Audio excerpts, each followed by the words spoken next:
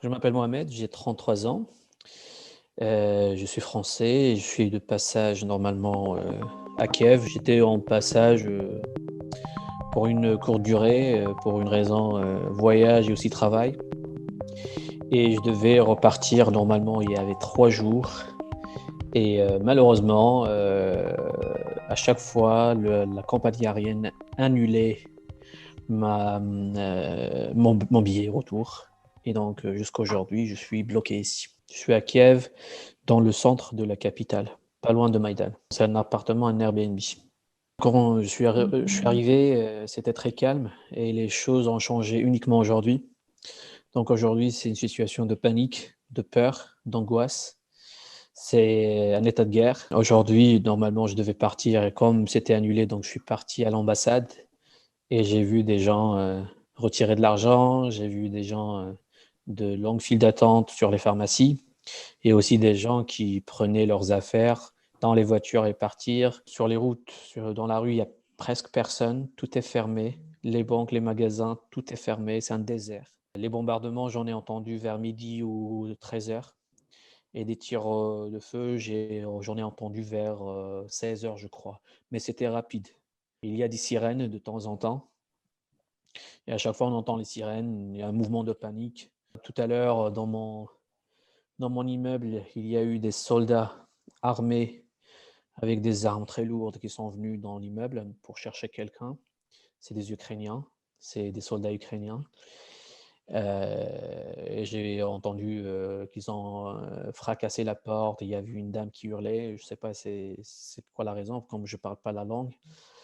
Et voilà, j'ai pu parler avec un voisin. Je lui ai dit, écoutez, il y a des snipers peut-être qui vont venir. Ça va être un spot ici de tir. Est-ce que je dois partir au métro, sachant que j'ai des valises? Il m'a dit non. Il m'a dit non, ça c'est un contrôle normal, mais c'est un contrôle assez violent, assez agressif, avec des métraillettes, avec des calages, avec des trucs jamais vus. La situation, c'est on est en danger. On est en grand danger. Voilà. Mon vol a été annulé. Il n'y a aucun taxi. Il n'y a aucun moyen de bouger. Les stations de train, les bus, les cars, tout est fermé. Le premier réflexe, c'est de se réfugier chez l'ambassade de notre pays pour voir s'il y a un dispositif pour protéger et sauver les Français qui sont bloqués ici, aussi bien ceux qui vivent en Ukraine ou ceux qui sont de passage comme moi. Donc, j'ai pu y aller, j'ai demandé des informations.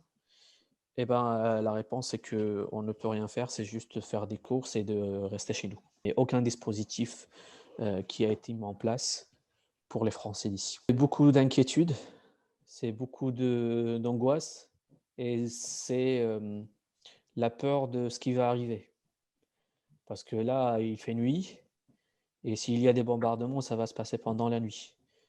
Donc, je ne vais pas pouvoir dormir, j'ai pas mangé, j'ai pas bu et je suis juste scotché devant la fenêtre pour voir s'il y a des soldats qui arrivent ou s'il y a des avions qui passent, tout simplement. On a tous peur de ce qui va se passer dans les prochaines heures. Et on est victime peut-être d'une cause qui n'est pas la nôtre.